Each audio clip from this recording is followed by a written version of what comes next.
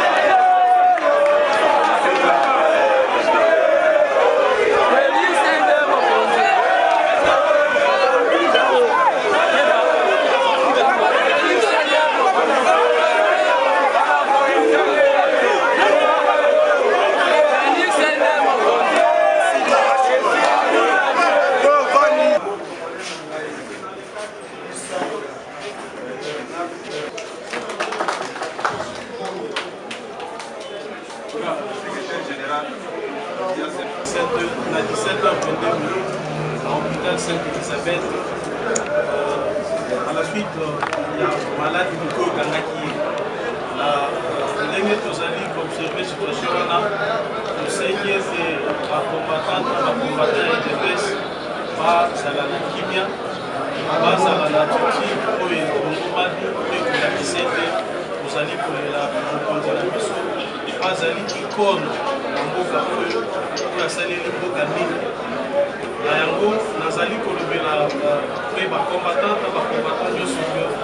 Nazali disposé en tant que secrétaire général à parti, la mission pour le président Populaire Kingaï, pour rassembler les gens de défense, il y a un coach pour atteindre l'objectif.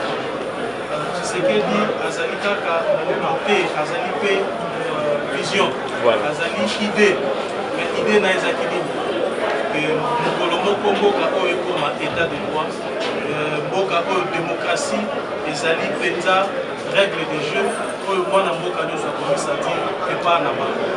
Nous avons une détermination na biso, Ezali que tokokende na bitumba na tina suka.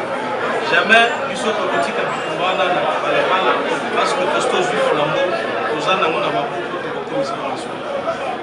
Yango pe na sengi ba policier na ba conseiller de sécurité bazala na retenu et pour le bateau bazala wana pour sécuriser et non pour la parce que nous avons besoin n'a pas pour la sécurisation par obsèque la puissance.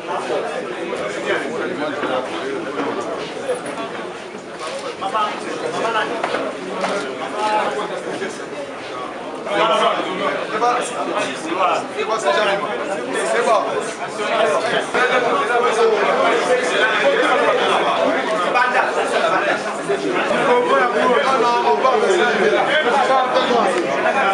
C'est là.